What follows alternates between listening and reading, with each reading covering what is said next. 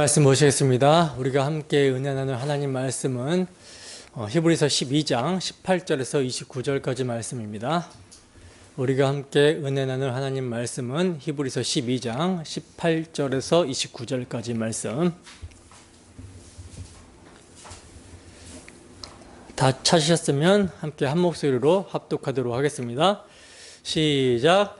너희는 만질 수 있고 불이 붙은 산과 침침함과 흑암과 폭풍과 나팔 소리와 말하는 소리가 있는 곳에 이른 것이 아니라 그 소리를 듣는 자들은 더 말씀하지 아니하시기를 구하였으니 이는 짐승이라도 그 산에 들어가면 돌로 침을 당하리라 하신 명령을 그들이 견디지 못함이라. 그 보이는 바가 이렇듯 무섭기로 모세도 이르되 내가 심히 두렵고 떨린다 하였느니라. 그러나 너희가 이른 곳은 시온산과 살아계신 하나님의 도성인 하늘의 예루살렘과 천만 천사와 하늘에 기록된 장자들의 모임과 교회와 만민의 심판자이신 하나님과 및 온전하게 된 의인의 영들과 새 언약의 중보자이신 예수와 및 아벨의 피보다 더 나은 것을 말하는 뿌린 피니라. 너희는 삼가 말씀하신 일을 거역하지 말라. 땅에서 경고하신 일을 거역한 그들이 피하지 못하였거든 하물며 하늘로부터 경고하신 일을 배반하는 우리일까 보냐. 그때에는 그 소리가 땅을 진동하였거니와 이제는 약속하여 이르시되 내가 또 한 번 땅만 아니라 하늘도 진동하리라 하셨느니라. 이 또 한 번이라 하심은 진동하지 아니하는 것을 영존하게 하기 위하여 진동할 것들 곧 만드신 것들이 변동될 것을 나타내심이라. 그러므로 우리가 흔들리지 않는 나라를 받았은즉 은혜를 받자. 이로 말미암아 경건함과 두려움으로 하나님을 기쁘시게 섬길지니 우리 하나님은 소멸하는 불이심이라. 아멘. 성도가 이른 곳, 성도가 이른 곳이라는 제목으로 하나님 말씀 증거하도록 하겠습니다. 새해 첫 주일입니다. 올 한 해 우리는 우리 앞에 당한 믿음의 경주를 또 힘차게 달려 나아갈 텐데요. 우리가 주 예수님 다시 오실 때까지 하게 되는 믿음의 경주가 어떤 경주라고 했습니까? 정말 살을 걸어야 되는 그런 경주라고 말씀을 드렸죠. 왜냐하면 이 믿음의 경주는 썩어질 세상의 가치와 영광을 위해서 달리는 경주가 아니라 썩지 않는 영광, 영원한 생명에 관한 경주이기 때문이라는 거예요. 그리고 기회는 지금은 은혜 받을 만한 때요, 보라 지금은 구원의 날이로다 라고 하신 대로 하나님께서 오늘이라 일컫는 동안을 허락하셨을 때가 기회입니다. 따라서 하나님이 오래 참으시고 은혜 받을 기회를 주시고 있는데도 불구하고 믿음의 경주를 시작하지 않거나 또는 도중에 포기한다면 이건 더 이상 기회가 주어지지 않고 영원히 멸망하게 되는 것이죠. 왜 그렇습니까? 그것이 하나님께서 죄인을 참으시고 베푸신 놀랍고 엄청난 은혜를 멸시한 것이 되기 때문이라는 거예요. 여러분, 우리에게 당한 믿음의 경주는 우리가 시작할 때 확신한 것을 끝까지 붙잡는 경주입니다. 우리가 시작할 때 확신한 것이 무엇입니까? 보이지 않는 영원한 소망에 대한 확신과 자랑, 즉 복음이죠. 즉 하나님께서는 당신에게 범죄하여 반역한 백성, 영원히 멸망당에 마땅한 원수인 죄인들의 죄를 용서하셔서 다시 자기 백성 삼으시고자 당신의 독생자 예수 그리스도를 죄인의 모습으로 보내시고 그들의 죄짐을 짊어지게 하시고 그들의 대표가 되게 하셔서 그를 십자가의 화목제물로 세우시고 심판하셨습니다. 그리하여 하나님의 의로우심을 나타내시고 또 예수 믿는 자들의 죄를 용서하시며 그들을 의롭다 하신 거예요. 그리고 그렇게 주 예수의 대속을 믿음으로 죄사함과 의롭다함을 얻은 자들을 하나님의 언약 백성, 자녀로 삼으시고 하나님의 모든 유업을 상속받는 상속자가 되게 하신 것입니다. 악한 세대로부터 또 우리의 죄로부터 구원하여 주신 것뿐만 아니라 썩지 않고 쇠하지 않고 진동치 않는 영원한 하나님의 나라의 모든 복과 영광을 주셨다는 거예요. 이것이 여러분 복음이죠. 그래서 이 복음을 히브리서 기자는 성도의 소망과 확신과 자랑이라고 했던 것입니다. 바로 이 복음을 끝까지 견고하게 붙잡는 경주가 우리 앞에 당한 믿음의 경주라는 거예요. 믿음으로 이 경주를 완주하면 그리스도와 함께 참여한 자가 되는 것입니다. 그 영광에 참여한 자가 되는 거예요. 그런데 이 믿음의 경주를 포기한다? 이것은 뭐예요? 자신이 어떤 존재인지를 망각하거나 모르는 것이며 아들을 내어주시기까지 죄인을 참으시고 사랑하시는 하나님의 은혜를 멸시하는 것이 되는 것이죠. 때문에 오늘이라 일컫는 날 동안에 하나님께서 오래 참으시고 기회를 주셨을 때 돌이켜 회개하지 않으면 멸망할 수밖에 없는 거예요. 이 사람은 처음부터 믿음이 주어지지 않은 사람으로 드러나게 되는 것입니다. 그러나 복음의 말씀으로 인한 성령의 역사로 거듭나서 믿음이 주어지고 성령이 내주한 자들은요, 아직 그들의 몸의 구속이 일어난 것이 아니기 때문에 육체의 연약함, 즉 자신이 당면한 삶의 어려움과 고난으로 때로는 육체의 소욕, 즉 유혹으로 인하여 믿음의 주 온전하게 하신 이인 예수를 바라보는 것을 놓치고 넘어져서 주저앉을 수는 있으나 아주 넘어지지는 않는 것입니다. 왜 그렇습니까? 왜냐하면 그들을 끝까지 사랑하시고 그들을 붙들고 있는 분이 주 예수 그리스도시기 때문이라는 거예요.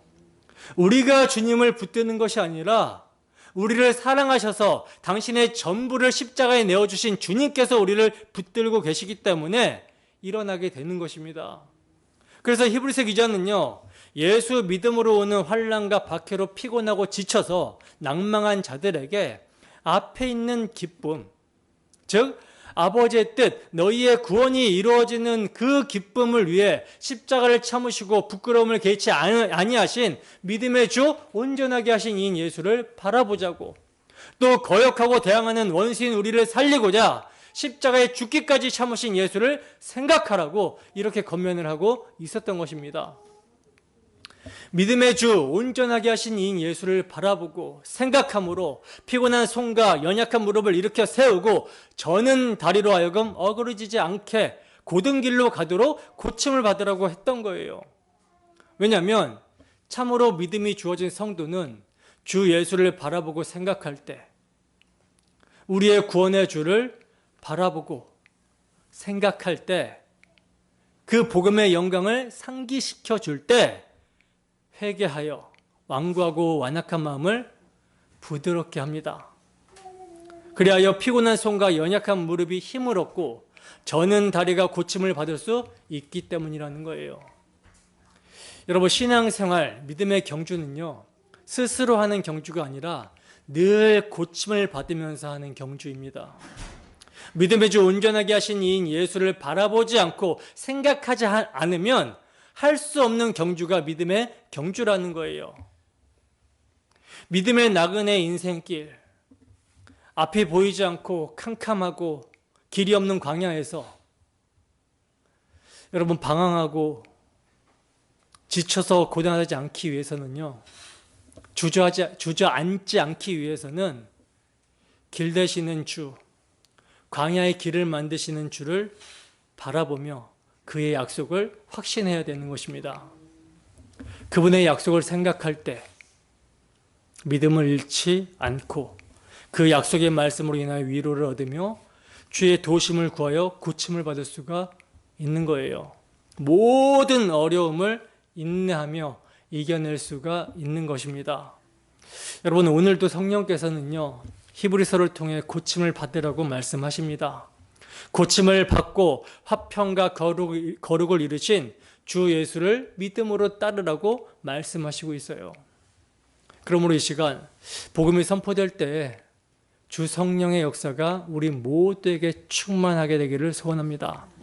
그리하여 피곤한 손과 연약한 무릎을 일으켜 세우고 저는 다리는 고침을 받아서 우리가 시작할 때 확신한 것을 끝까지 견고하게 붙들고 푯대를 향하여 그리스도 예수 안에서 하나님이 위에서 부르신 부름의 상을 위하여 달려나가는 우리 모두가 되기를 주님의 이름으로 축원합니다. 오늘 본문에서 히브리서 기자는 이른 곳이라고 번역이 되는 프로세르코마이라는 헬라어를 18절과 22절 두 곳에서 말씀하고 있거든요. 이는 믿음의 경주를 하는 경주자들의 목적지를 가리키기 위해서 사용된 말인데, 먼저는요, 거기는 너희가 이른 곳이 아니다 라고 하는 부정으로 사용이 되고 있고요. 그 다음에 그러나 너희가 이른 곳은 하고 긍정하는 말로 사용을 하고 있어요. 이것은 지금 믿음의 경주를 경주하다가 환난과 고난을 당하여 낙심하고 지친 경주자들에게 소망과 위로를 주기 위해서 히브리서 기자가 성도가 이미 이른 곳이 어디인지를 밝히고 있는 거거든요. 따라서 믿음으로 경주하는 자들에게 이 말씀은 뭐가 되어야 되는 것입니까? 위로와 소망이 되어야 되는 것이죠. 그러나 믿음으로 살지 않고 보이는 세계를 목표로 사는 사람들에게 이러한 말씀은 걸림돌이 될 수밖에 없을 것입니다. 여러분, 지금 히브리서를 받고 있는 수신자들에게 닥친 믿음의 시련이 무엇입니까? 그들에게 닥친 믿음의 시련이 무엇이죠? 이들이 무엇 때문에 환난과 고난을 받고 있고 또 무엇에 대하여 흔들리고 있는 것입니까? 여러분들도 잘 아시다시피 히브리서를 받고 있는 수신자들은요, 유대교에서 율법을 열심히 지키면서 살다가 십자가에 못 박히신 예수를 주와 그리스도로 믿게 된 유대인들입니다. 따라서 이들에게 닥친 믿음의 시련은 나사렛 예수가 나의 죄 때문에 십자가에 못 박혀 죽으셨다라는 것을 믿으면 죄사함을 받고, 또 모세의 율법으로 의롭다 하심을 얻지 못하던 모든 일에도 이 사람을 힘입어 믿는 자마다 의롭다 하심을 얻는다라고 하는 십자가의 복음을 듣고 예수를 믿게 되었는데, 이 믿음에 대해서 계속되는 핍박이 있는 거예요. 도무지 끝날 생각을 안 하고 계속되는 핍박이 일어나고 있는 것입니다. 그래서 이들이 무엇에 대해서 흔들리고 있냐면, 과연 예수 그리스도의 십자가 대속의 피를 믿는 것으로 완전한가? 예수님을 믿는다는 것으로 모든 율법의 규례들을 지키지 않아도 되는지에 대해서 유혹을 받고 흔들리고 있었던 것입니다. 바로 이러한 상황에서 히브리서 기자는 계속해서 옛 언약과 새 언약을 대비하면서 우리 주 예수 그리스도의 대속의 은혜, 그 은혜의 완전성을 증거하고 있었던 거예요. 히브리서 기자가 지금까지 대비한 내용들은 여러 가지인데요. 천사와 예수님을 대비하면서, 천사는 하나님의 사역자들이지만 예수님은 하나님의 아들이며 하나님이시라고 증거를 합니다. 또 모세와 예수님을 대비하면서, 모세는 하나님의 집에서 종으로 신실했지만 예수님은 하나님의 집 주인의 아들로 신실하셨다라고 증거를 하죠. 그리고 아론과 예수님을 대비하면서 구약의 제사장들은 온전하지 못했지만 예수 그리스도는 지금도 살아계셔서 자기의 백성을 대속하는 온전한 대제사장이라고 증거를 합니다. 그리고 첫 언약과 새 언약을 대비하면서, 첫 언약은 모형과 그림자로서 짐승의 피로 온전하게 할 수 없지만 새 언약이신 예수 그리스도는 옛 언약의 실체이시고 자신의 몸을 단번에 들여 온전하게 하셨다라고 증거를 하고 있었어요.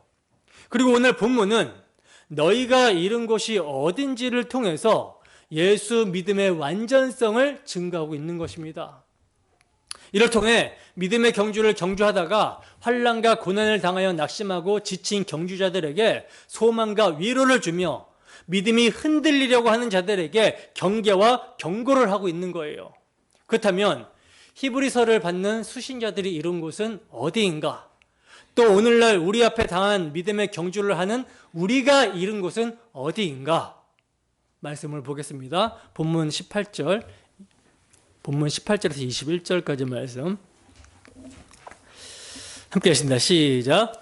너희는 만질 수 있고 불이 붙는 산과 침침함과 흑암과 폭풍과 나팔 소리와 말하는 소리가 있는 곳에 이른 것이 아니라 그 소리를 듣는 자들은 더 말씀하지 아니하시기를 구하였으니 이는 짐승이라도 그 산에 들어가면 돌로 침을 당하리라 하신 명령을 그들이 견디지 못함이라.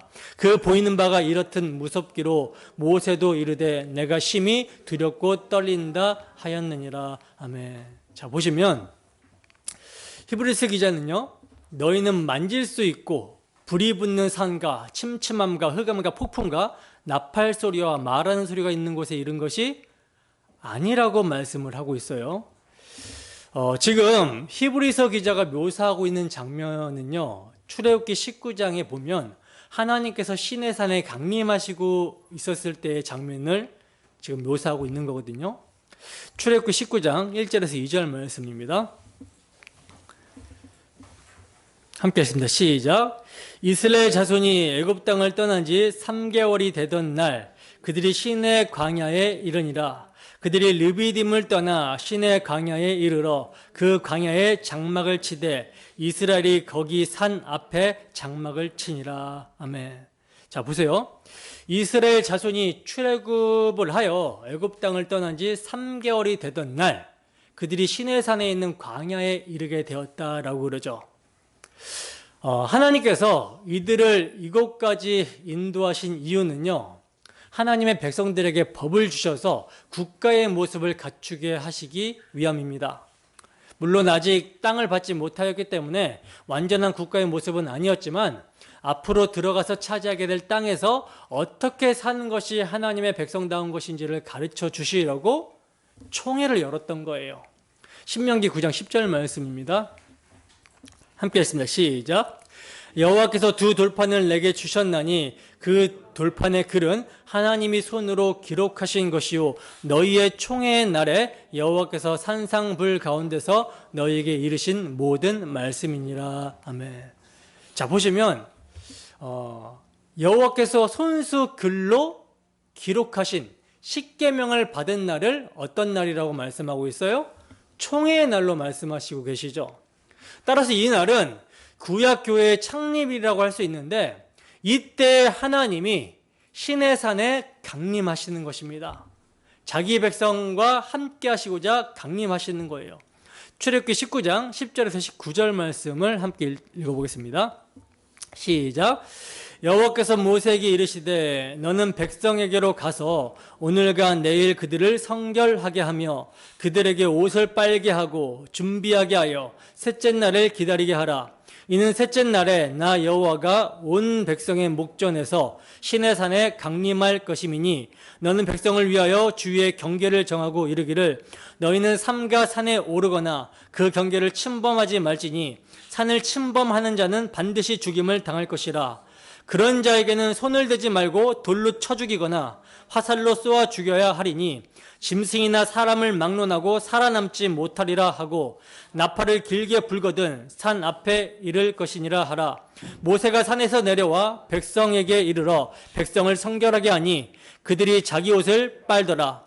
모세가 백성에게 이르되 준비하여 셋째 날을 기다리고 여인을 가까이 하지 말라 하니라. 셋째 날 아침에 우레와 번개와 빽빽한 구름이 산 위에 있고 나팔 소리가 매우 크게 들리니 진중에 있는 모든 백성이 다 떨더라. 모세가 하나님을 맞으려고 백성을 거느리고 진에서 나오매 그들이 산기슭에 서 있는데 시내산의 연기가 자욱하니 여호와께서 불 가운데서 거기 강림하심이라. 그 연기가 옹기가마 연기같이 떠오르고 온 산이 크게 진동하며 나팔 소리가 점점 커질 때 모세가 말한즉 하나님이 음성으로 대답하시더라. 아멘. 여러분, 성령의 감동으로 히브리서 기자는요, 하나님께서 시내산에 강림하시는 출애굽기 19장의 광경을 인용하면서 너희가 이런 곳은 여기가 아니다라고 말씀을 하고 있는데 성령께서는요, 이를 통해 세 가지 대조를 우리에게 보여주시기를 원하고 계신 것입니다. 우선 첫째는 모세조차도 내가 심히 두렵고 떨린다라고 할 정도의 무섭고 두렵다라는 점이에요. 이런 시내산의 묘사는 어떤 장엄함을 드러내기 위한 묘사가 아니라 도무지 근접할 수 없는, 도무지 접근할 수 없는 무섭고 두려운 공포를 나타내는 표현인 것이죠. 근데 이와 대조적으로는 너희가 이런 곳은 이곳이 아니라 시온산이라고 합니다. 근데 그 시온산에는 이러한 공포가 없다라는 사실이에요. 그리고 둘째는 신의 산에 대한 묘사는 보고 듣고 만질 만한 오감으로 느낄 수 있었다라는 점입니다. 오늘날에도 하나님의 언약에 성실하지 못한 자들은 오감에 의존하려고 하죠. 보고 듣고 만지는 것에 의존하려고 합니다. 그러나 너희가 이른 곳 신의 산은 어떤 곳이라고 합니까? 오감을 통해서 만지고 느낄 수 있는 곳이 아니라 바라는 것들의 실상, 보지 못하는 것들의 증거인 오직 믿음으로만 바라보는 곳이라는 거예요. 그리고 셋째는 결정적인 요점인데, 무서운 것도 폭풍도 흑암도 견딜 수 있다라고 해도 짐승이라도 그 산에 들어가면 돌로 침을 당하리라 하신 명령을 그들이 견디지 못함이라고 하신 말씀입니다. 산에 살고 있는 짐승의 접근도 용납이 되지 않는다면 하나님과 교제할 수 있는 하나님의 형상으로 창조가 된 최고의 은총을 입은 자가 최대의 배신과 반역을 하여 만물보다 심히 부패해진 인간이야 말해 무엇하겠습니까? 이것을 그들이 견디지 못함이라고 말씀합니다. 근데 여기서 들게 되는 질문이 하나 있죠. 어떤 질문입니까? 지금 하나님께서 신의 산에 강림하신 것은 구약 교회, 하나님의 백성들의 그 총회, 하나님의 백성들이 있기 때문에 강림하신 거 아닙니까? 라는 질문이죠. 근데 어째서 그냥 강림하지 않고 백성들 주위에 경계를 치고 그 산에 살고 있는 짐승의 접근도 용납하지 않으신 걸까요? 라고 하는 질문이 들 수 있죠. 여기에 대한 답이 뭐겠습니까? 여기에 대한 답은요, 바로 죄 때문입니다. 죄. 그러면 또 하나 질문이 들게 되죠. 아니, 이스라엘 백성들은 지금 유월절 어린 양의 피로 구속받은 백성 아닙니까? 그래서 너희로 내 백성을 삼고 하신 그 구속하신 백성 아닙니까? 그런데 아직도 죄인입니까? 라고 하는 질문입니다. 이 질문에 대한 답은 그러하다라는 거예요. 왜 그러할까요? 왜 아직도 죄인일까요? 왜냐하면 유월절 어린 양의 피는 예표일 뿐 그들의 죄를 진정으로 대신할 수 없었기 때문입니다. 다만 실체가 오셔서 진정한 구속으로 하실 때까지 하나님께서 저들의 죄를 간과하시며 기다려 주신 거예요. 그래서 여러분, 율법은요, 하나님의 약속들과 반대되는 것은 아니지만 모형과 그림자로서의 한계를 갖는 것입니다. 따라서 율법은 실체이신 그리스도께서 오실 때까지 하나님과 이웃을 사랑하지 못하는 모든 죄인들에게 죄의 삭은 사망이라고 하는 하나님의 공의에 따른 것을 요구하며 죄 아래 가두는 역할을 하는 거예요. 그래야 이를 통해 자신의 죄를 깨달은 자들에게 모형과 그림자로서 실체이신 그리스도를 가리킴으로 하나님의 언약의 실체이신 그리스도께로 인도하는 초등 교사의 역할로 주어졌던 것입니다. 그런데 문제는 뭐냐면 율법은 이러한 역할로 주어졌는데 문제는 만물보다 심히 부패한 게 인간의 마음이라는 거예요. 그래서 그 두려운 하나님의 말씀을 받아놓고서도 그들이 한 일이 무엇입니까? 율법을 통해서 자신의 죄의 비참함, 자신의 그 부패한 마음을 깨닫고 그 율법이 모형과 그림자로 가리키는 하나님의 언약, 메시아 언약을 믿음으로 바라보는 것이 아니라 끊임없이 하나님의 언약을 어떻게 합니까? 버리고 우상 숭배를 하는 반역을 했던 것입니다. 죄가 계명으로 말미암아 기회를 탄 것이죠. 이것이 율법의 한계였던 거예요. 그러나 히브리서를 받는 수신자들에게 또 우리에게 성령께서는 너희가 이룬 곳은 이러한 신의 산이 아니다라고 말씀합니다.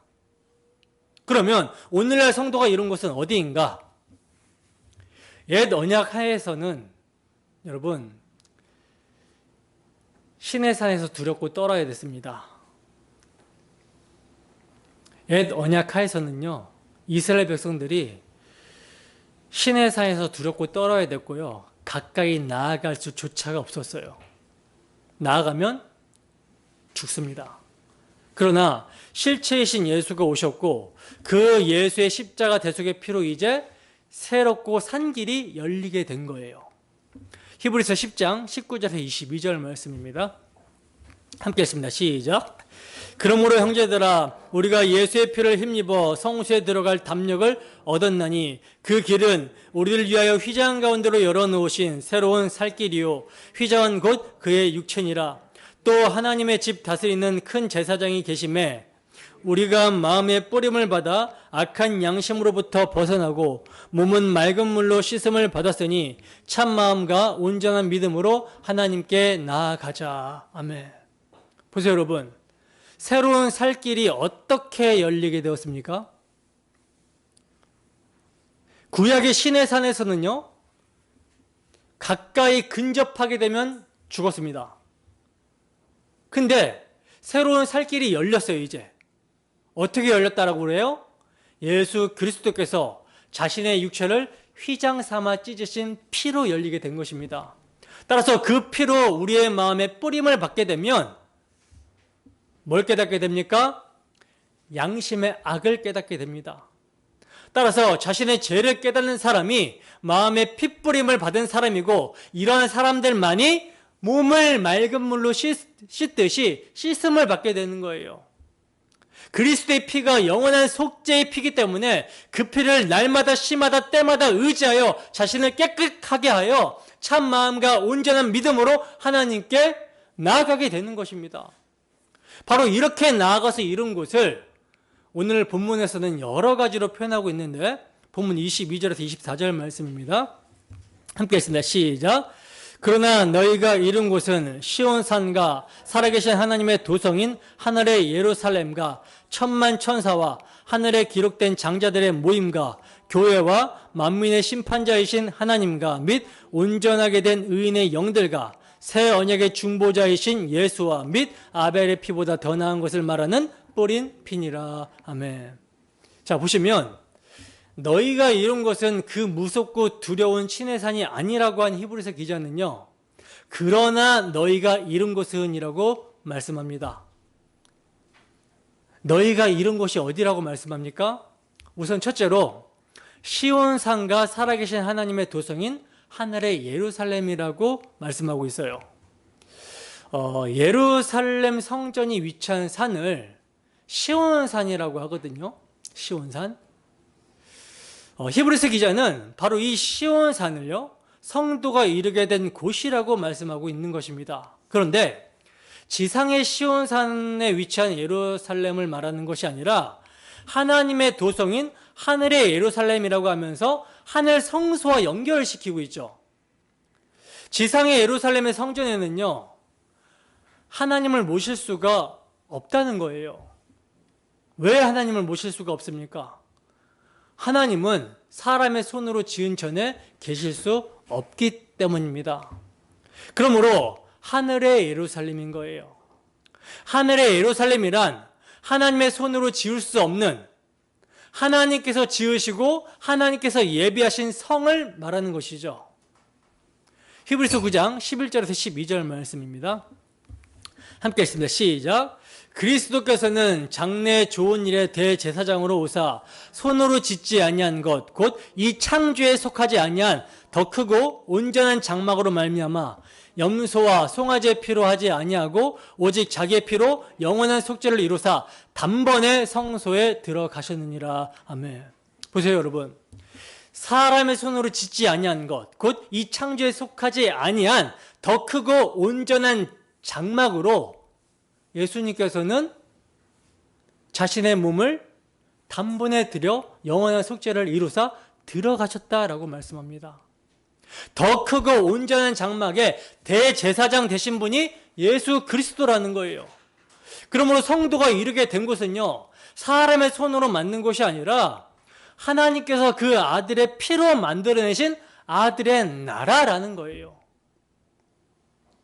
성도가 어디에 이르렀다고요? 아들의 나라, 하나님께서 아들의 피로 만들어내신 아들의 나라에 이르렀다라는 것입니다. 그리고 둘째로 너희가 이런 곳은 천만 천사와 하늘에 기록한 장자들의 총회와 교회라고 말씀합니다. 다시 말해서 이들은 하나님의 도성에서 하나님을 모시고 섬기는 자들을 가리키는 말인데요. 여기서 우리가 주목해야 되는 표현은 하늘에 기록한 장자들의 총회라는 표현이에요. 하늘에 기록한 장자들의 총회라는 표현. 여러분, 왜 장자들의 총회라고 표현을 하고 있을까요? 왜냐하면 하나님의 장자, 우리 구주 예수 그리스도, 맏아들의 공로로 이루어진 모임이기 때문에 이렇게 표현을 하고 있는 것입니다. 출애굽기 4장 22절에 보면 하나님께서는 이스라엘을 내 아들, 내 장자라고 하시거든요. 왜 이스라엘을 하나님이 당신의 아들, 당신의 장자라고 하시는 것입니까? 왜냐하면 그들에게 하나님의 언약이 주어졌고 그 언약을 이루시기 위해 유월절 어린 양이 상징하는 하나님의 아들, 하나님의 장자 그리스도께서 희생의 피를 흘리셨기 때문이라는 거예요. 희생의 피를 흘리셔서 그들을 피로 사셨기 때문입니다. 그래서 구약에서 장자란 혈통의 순서가 아니라 자신의 희생을 통하여 동생들을 살려내는 자를 장자로 말하고 있어요. 그러므로 하늘에 기록한 장자들의 총회란 하나님의 맏아들이신 예수 그리스도의 희생과 공로로 모여진 사람들이 하나님의 장자들의 총회요, 교회인 것입니다. 따라서 교회는 뭘 알아야 되는 자들이에요? 맏아들 예수 그리스도의 희생과 섬김을 알아야 되는 자들이고 그 희생과 섬김을 믿고 의지하는 자들이며 그 맏아들 예수 그리스도의 희생과 섬김을 나타내는 자들을 교회라고 하는 것입니다. 우리가 바로 여기에 이르렀다라는 거예요. 그리고 셋째로 너희가 이른 곳을 만민의 심판자이신 하나님과 및 온전하게 된 의인의 영들이 있는 곳이라고 말씀하고 있는데, 여러분, 만민의 심판자 앞에 누가 감히 있을 수 있겠습니까? 그 신의 산, 두렵고 떨리고 무서운 그 신의 산에 강림하신 하나님의 임재 앞에서는요, 감히 나아갈 수가 없었어요. 짐승이라도 돌로 침을 당하리라고 하면서 접근을 용납하지 않으셨던 하나님입니다. 그런데 그 하나님의 존전에 그 심판자이신 하나님과 지금 누가 함께 있어요? 온전하게 된 의인의 영들, 온전하게 된 의인의 영들이 있어요. 그리고 이곳이 우리 성도들이 이르게 된 곳이라고 히브리서 기자는 증거합니다. 여러분, 이것이 어떻게 해서 가능하게 된 것입니까? 만민의 심판자이신 하나님 앞에서 죄인이 어떻게 그 하나님과 함께 할 수 있게 된 것이죠? 또 어떻게 온전하게 된 의인의 영들이 함께 할 수 있게 된 것입니까? 여러분, 만민을 심판하시는 하나님 앞에서 온전하게 되는 것은요, 언약의 중보자이신 예수와 및 아벨의 피보다 더 나은 것을 말하는 뿌린 피로 가능하게 되는 것입니다. 여러분, 뿌린 피라고 말씀하면 유의를 해서 보세요. 그냥 피는 생명을 의미하고요, 흘린 피는 죽음을 의미하며 뿌린 피는 우리에게 효험이 있는 은혜임을 의미합니다. 따라서 아무리 피를 흘려주었어도 피 뿌림을 받지 못한다면 나와는 상관없게 되는 거예요. 이것이 얼마나 중요한지 베드로 사도는요, 성도를 예수 그리스도의 피 뿌림을 얻기 위하여 택하심을 입은 자들이다라고 말씀을 하고 있습니다. 죄인이 온전할 수 있는 길은요, 오직 주 예수 그리스도의 피 뿌림을 얻는 것, 곧 그 피를 믿는 것입니다. 그리고 여러분, 지금 히브리서 기자가 너희가 이른 곳이라고 할 때 우리가 명심해야 되는 것이 있는데, 그게 뭐냐면 땅에 있는 모든 것들은 만질만한 것, 그 소리를 듣는 것, 보이는 바 등 오감에 의지하고 있으나 너희가 이른 하늘에 있는 것들은 하나님이 거짓말하실 수 없는 두 가지 변치 못할 사실인 약속과 맹세에 근거하고 있다라는 사실이에요. 약속과 맹세. 이 약속과 맹세를 누가 이루셔요? 우리 주 예수 그리스도께서 십자가 대속의 피를 흘리심으로 이루셨다라는 것입니다. 바로 이 피를 믿는 믿음의 근거에 우리는 그의 약속대로 의에 거하는 바 새하늘과 새 땅을 보게 되는 거예요. 바로 여러분, 이곳이 성도가 이런 곳이라고 히브리서 기자는 증거하고 있는 것입니다. 이제 여러분 질문합니다. 오늘 저와 여러분이 이러한 하나님의 나라를 좋아하십니까? 성경에서 약속하고 있는 이런 곳이 정말 좋습니까? 우리가 믿음으로 이룬 곳을 참으로 바라보고 있기 때문에 그 영광이 너무나 좋아서 세상의 것들이 다 시시하게 보이고 죽은 것으로 보입니까? 아니면 아직도 내가 만들어낼 수 있고 내가 꿈꿀 수 있는 것들, 내가 이룰 수 있는 것들이 있는 이 눈에 보이는 세상이 좋은 것입니까? 성경에서 약속하고 있는 믿음의 세계는요, 눈에 보이지 아니하는 하나님의 약속에 대한 세계입니다. 여러분, 세상에 있는 모든 것은요, 육신의 정욕과 안목의 정욕과 이생의 자랑이라고 말씀을 하고 있어요. 그리고 이런 것에는 하나님의 사랑이 있다 없다? 없다라고 말씀을 합니다. 따라서 성령이 임하여 은혜를 받은 성도는 이러한 세상에 하나님의 사랑이 없다라는 것을 아는 거예요. 그리고 하나님의 사랑이 없는 세상은 심판을 받았다라는 것을 그리스도의 십자가를 통해서 보는 것입니다. 따라서 성도는 부함직하고 먹음직스러운 세상의 미련이 없어야 되는 것이죠. 혹 있더라도 그것이 죄인 줄 아는 것입니다. 세속적인 영광만이 아니라 종교적인 업적에 대해서도 미련이 없어야 되는 거예요. 주님의 피로 이루어내신 그 나라, 성도가 이미 이르게 된 그 하늘의 예루살렘이 좋은 것입니다. 왜? 왜냐하면 이 세상은 썩어지고 쇠하여지고 더럽혀지고 멸망하기 때문이라는 거예요. 우리도 이와 같이 멸망해야 되는데, 이런 세상과 함께 멸망해야 되는데 이 악한 세대에서 우리를 건지셨다고 하니까, 우리의 죄에서 구원하시기 위해서 하나님의 아들이 대속의 피를 흘려주셨고, 이로 말미암아 우리가 죄사함과 의롭다함을 받아서 하나님의 자녀가 되었고, 자녀일 뿐만 아니라 자녀이면 곧 상속자, 하나님의 유업을 이을 상속자라고 하시니 그 유업이 우리에게 있으니 얼마나 좋습니까? 사실 이거 정말 우리가 확신하고 믿는다면 이거 기가 막힌 거예요. 기가 막힌 사실인 것입니다. 너무나 좋아서 팔짝팔짝 뛰어야 되는 거예요. 베드로전서 1장 3절에서 4절 말씀입니다. 함께 했습니다. 시작. 우리 주 예수 그리스도의 아버지 하나님을 찬송하리로다. 그의 받으신 긍휼대로 예수 그리스도를 죽은 자 가운데서 부활하게 하심으로 말미암아 우리를 거듭나게 하사 산 소망이 있게 하시며 썩지 않고 더럽지 않고 쇠하지 아니하는 유업을 있게 하시나니 곧 너희를 위하여 하늘에 간직하신 것이라. 아멘. 여러분, 예수 그리스도의 죽으심과 부활로 말미암아 하나님께서는요, 우리를 거듭나게 하사 산 소망을 주셨는데 그것은 하늘에 간직된 기업이라고 말씀합니다. 바로 이 기업을 히브리서에서는 성도가 이미 이룬 것이라고 말씀하고 있는 거예요. 참으로 믿음이 주어진 성도라면 이 말씀이 정말 위로와 소망이 되어야 되지 않겠습니까?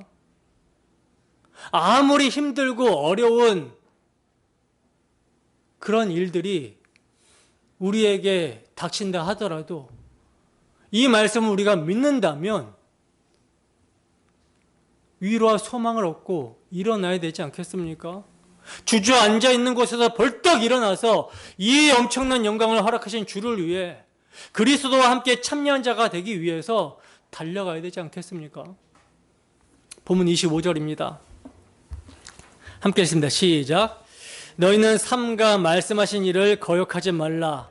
땅에서 경고하신 일을 거역한 그들이 피하지 못하였거든. 하물며 하늘로부터 경고하신 일을 배반하는 우리일까 보냐. 아멘.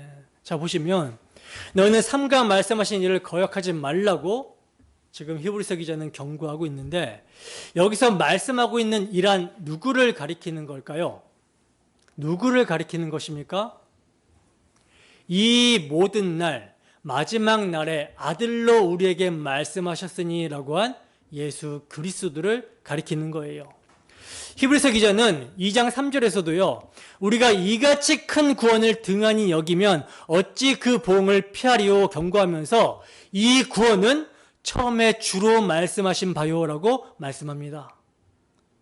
그러니까 말씀하신 분 예수 그리스도를 거역하지 말라는 거예요. 더 나아가 땅에서 경고하신 일을 거역한 그들이 피하지 못하였거든.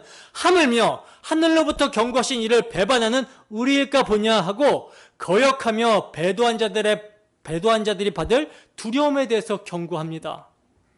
오늘 본문 25절과 히브리서 10장 28절에서 29절에 말씀하고 있는 경고를 대조를 해서 한번 보세요. 히브리서 10장 28절에서 29절 말씀 함께 읽어보겠습니다. 시작. 모세의 법을 폐한 자도 두세 증인으로 말미암아 불쌍히 여김을 받지 못하고 죽었거든. 하물며 하나님의 아들을 짓밟고 자기를 거룩하게 한 언약의 피를 부정한 것으로 여기고 은혜의 성령을 욕되게 하는 자가 당연히 받을 형벌은 얼마나 더 무겁겠느냐. 너희는 생각하라. 아멘. 여러분, 모세의 법을 폐한 자가 두세 증인으로 말미암아 불쌍히 여김을 받지 못하고 죽었습니다. 이들이 여러분 왜 죽었습니까? 모세의 법이 누구를 가리키는 것이기 때문에 메시아 언약, 우리 주 예수 그리스도의 희생의 피를 믿는 믿음을 가리키는 것이기 때문에 이들이 믿음을 떠났기 때문에 죽은 거예요. 모세의 법은 장차올 좋은 일의 그림자로서 그리스도를 가리키는데, 그 그리스도를 가리키는 표지판 역할을 한 율법을 폐한 자도 두세 증인으로 말미암아 불쌍히 여김을 받지 못하고 죽었다는 것입니다. 실체를 가리키는 모형을 폐한 자도 불쌍히 여김을 받지 못하고 죽었거든. 하물며 그 모형인 율법이 가리키고 있는 실체, 하나님의 아들을 짓밟고 자기를 거룩하게 하는 언약의 피, 즉 소망 없는 죄인을 대속하기 위해서 흘리신 하나님의 아들의 피를 부정한 것으로 여기며 이를 증거하는 은혜의 성령을 욕되게 하는 자가 당연히 받을 형벌은 얼마나 더 무겁겠느냐라고 경고하고 있는 것입니다. 오늘 본문과 대조하면 경고가 굉장히 일관되죠. 모세를 세워주신 율법, 모세가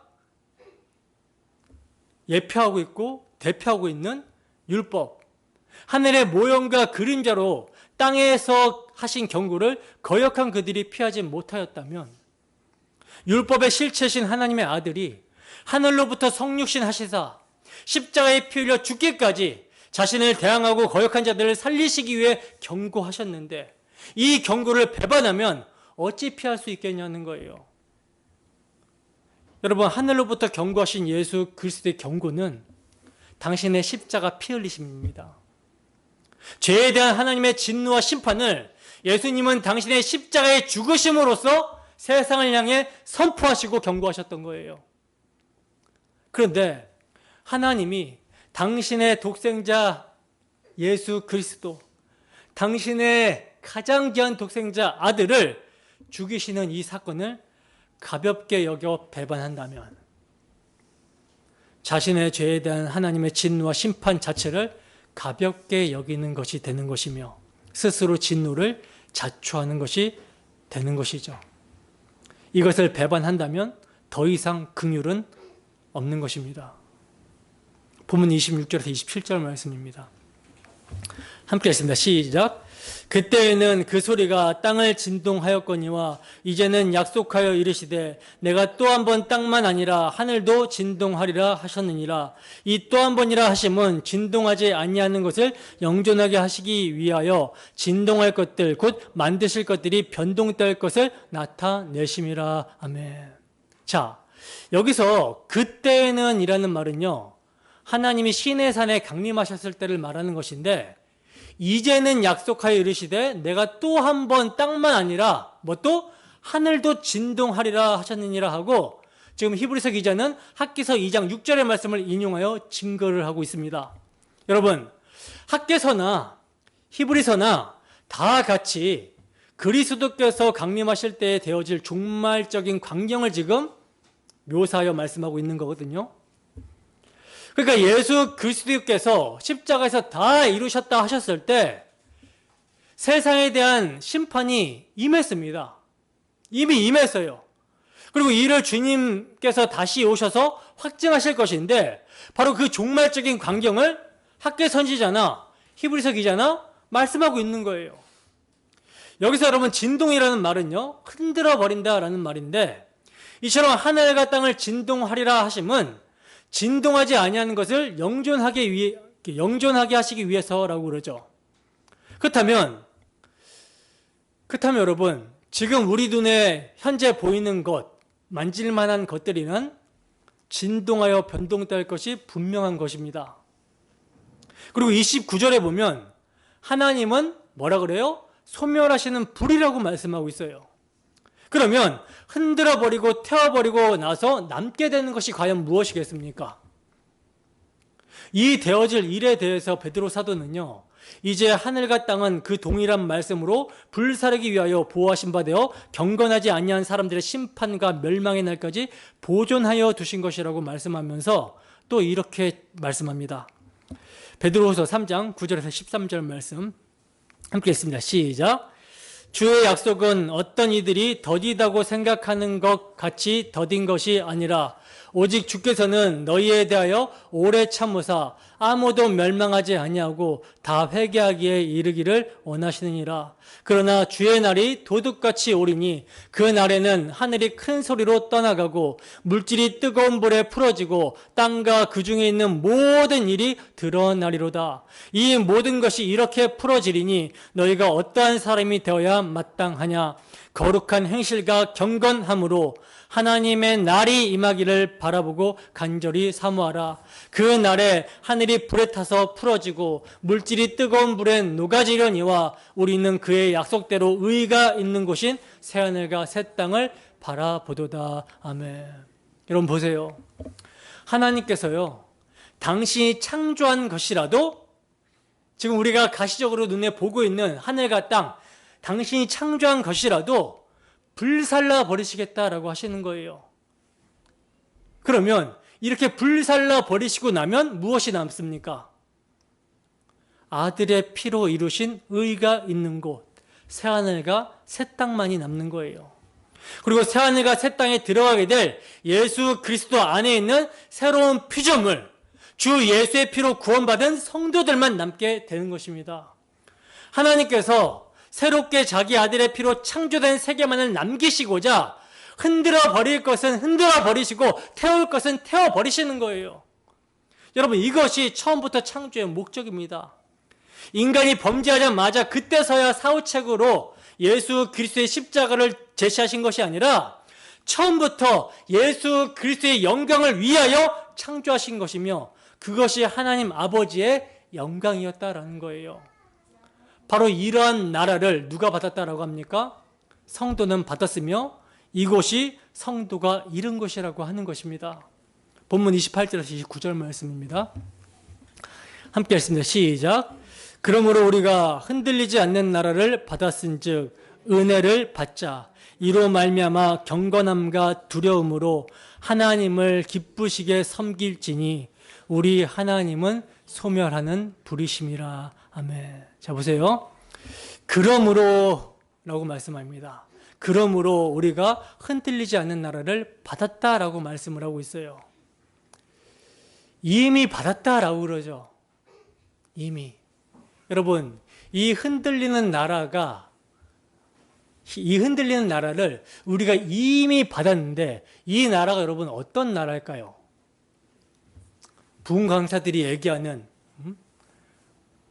금과 금은 보석이 찬란하고 엄청나게 큰 맨션이 그냥 있고 도로도 금으로 깔려 있는 그런 나라를 말하는 것일까요? 아니죠. 사람의 손으로 지은 게 아니라고 하잖아요.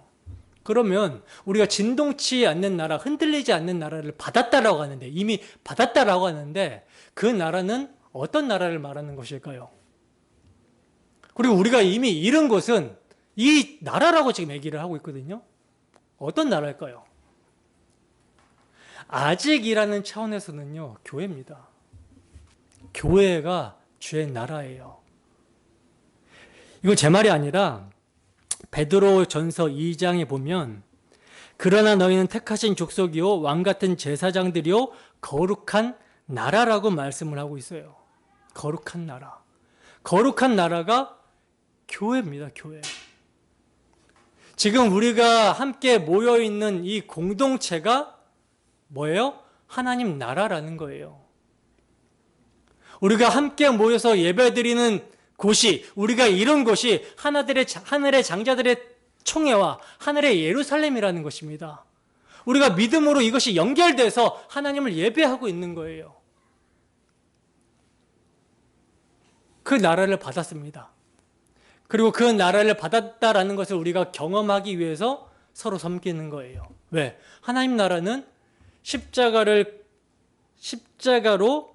우리를 섬겨주신 예수 그리스도의 은혜와 희생을 섬김을 통해서 나타내는 자들이기 때문입니다. 그래야 이게 실제가 되는 거예요. 그리고 이것이, 이 하나님 나라가 너무나 좋아야 되는 것이죠. 너무나 기뻐야 되는 것이죠. 섬김이요, 기쁨이 되어야 되는 거예요. 섬김이 즐거움이 되어야 되는 것입니다. 희생과 사랑이 기쁨이 되고 즐거움이 되는 곳, 이게 천국이란 말이에요. 그런데 그것이 가능하게 한 것이 누구십니까? 예수 그리스도가 가능하게 하셨다라는 것이죠. 아직 우리의 역사라는 시간 속에서는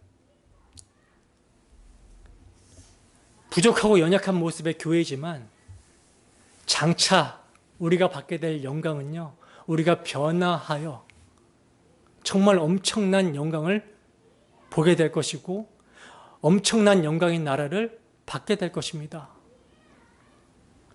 예수님의 십자가 대속의 피는 하나님의 모든 약속을 다 이룬 것이기 때문에 믿음으로 이미 우리가 받았다라고 하는 거예요. 그리고 믿음으로 우리가 누리는 것입니다. 근데 28절의 논리가 조금 이상하죠. 흔들리지 않는 나라를 받았은 즉 은혜를 받자라고 말씀하고 있어요. 여러분, 우리가 흔들리지 않는 나라를 어떻게 받았습니까? 은혜로 받았잖아요. 근데 흔들리지 않는 나라를 받았은 즉 은혜를 갚자라든지 아니면 그 나라를 확장해 가자라든지 뭐 이렇게 말하는 것이 아니라 은혜를 받자라고 말을 합니다. 여러분, 은혜를 받자라는 말이 무슨 의미일까요? 은혜는요, 인간이 행해야 되는 윤리가 아니죠. 받을 만한 자격도 공로도 없는, 그러기는커녕 도리어 진노로 말미암아 멸망받아 마땅한 인간에게 하나님이 값없이 주시는 선물입니다. 그러므로 은혜를 받자라는 말은요, 뭐와 연결해서 봐야 돼요? 거역하지 말라, 배반하는 이라는 말과 결부시켜서 생각해야 되는 거예요. 거역과 배반이 은혜를 거부하는 것을 의미한다면 받음은 영접과 환영하는 것을 의미하는 것입니다. 즉 다시 말해서 우리가 흔들리지 않는 나라를 은혜로 받았은즉 그 은혜를 허락하시기 위해 그리스도께서 십자가에서 흘리신 대속의 피를 견고하게 붙들라는 것입니다. 그 피가 무엇인가 부족한 것으로 여겨서 뭔가 인간의 행위를 더해야 된다라고 하거나 그 피를 자신이 죄 짓는데 합리화하는 방중의 도구로 삼지 말라는 것입니다. 이것이 은혜를 거부하는 것이며 배신하는 것이기 때문에 은혜를 받자라고 하는 거예요. 여러분, 우리가 하나님을 섬길 수 있도록 하나님을 예배하는 왕같은 제사장이 된 것은 이로 말미암아, 즉 오직 우리 주 예수 그리스도께서 희생의 피를 흘려 섬겨주신 은혜를 받음으로 가능해진 것입니다. 따라서 당신의 독생자 예수 그리스도를 십자가의 화목제물로 세우신 하나님 앞에 서는 경건함과 이로 인한 경외, 공경하면서 두려운 마음은 은혜를 받고 하나님을 기쁘시게 섬기는 자의 올바른 자세이며 예배의 필수 요소라는 거예요. 더 나아가 이러한 우리 주 예수 그리스도의 십자가 대속의 은혜를 받은 자의 경건함과 두려움은요, 하나님의 교회를 섬기는 섬김에 있어서도 필수 요소라는 것입니다. 자, 마지막으로 히브리서 기자는 우리 하나님은 소멸하는 불의심이니라 하고 12장을 끝맺음으로써 이제 오직 은혜로 주신 우리 주 예수 그리스도를 믿음으로 붙들고 견고하게 서겠느냐, 아니면 은혜를 멸시하고 심판의 불을 받겠느냐, 전진할 테냐 아니면 뒤로 물러가 침륜에 빠질 테냐라고 하는 결단을 촉구합니다. 이 결단의 촉구는 이제 우리에게 하는 결단의 촉구인 것이죠. 여러분, 우리의 경주는 아직 끝난 것이 아닙니다. 12장은 구름같이 허다한 증인들이 지켜보고 있는 중에 다름질하고 있는 경주자를 그려주고 있는데, 그 모습이 여러분 어떤 모습이었죠? 손은 피곤하고 무릎은 연약하며 다리는 절고 있는 모습이었죠. 성령께서는 바로 그러한 경주자들을 고치시고자 너희가 이룬 것이 어디인지를 보여주며 다시금 은혜를 받으라고, 은혜를 받자라고 강권하고 있는 것입니다. 그리하여 눈으로는 믿음의 주요 온전하게 하신 이인 예수를 바라보자. 머리로는 자기에게 대항하고 거역한 일을 참으신 자를 생각하면서 다시 일어나서 목적지를 향해 달리라고 격려해주고 있는 것입니다. 그러면 이 경주자가 누구입니까? 바로 말씀을 대하고 있는 나 자신입니다. 그런데 명심해야 될 점은요, 이 경주가 개인이 아니라 너희는 돌아보아 하나님의 은혜에 이르지 못하는 자, 쓴뿌리, 망령되고 음행하는 자가 있는가 두려워해야 된다라고 하는 단체전이라는 사실이에요. 그러니까 개인전이면서 동시에 단체전이라는 사실입니다. 여러분들이 도달해야 될 목적지는 시내산입니까? 시온산입니까? 아니, 여러분들이 이른 곳은 시내산입니까? 아니면 시온산입니까? 시온산에 이르렀습니까? 진동치 못할 나라, 흔들리지 않는 나라를 받으셨습니까? 그렇다면 은혜를 받으세요. 주 예수의 피뿌림을 믿음으로 보이지 않는 소망, 살아계신 하나님의 도성을 바라보며 두렵고 떨림의 율법의 산이 아니라 십자가 사랑으로 역사하는 시온산에서 경건함과 두려움으로 하나님께서 맡겨주신 나라를 기쁘게 섬기는 우리 모두가 되기를 주님의 이름으로 축원합니다. 기도하겠습니다.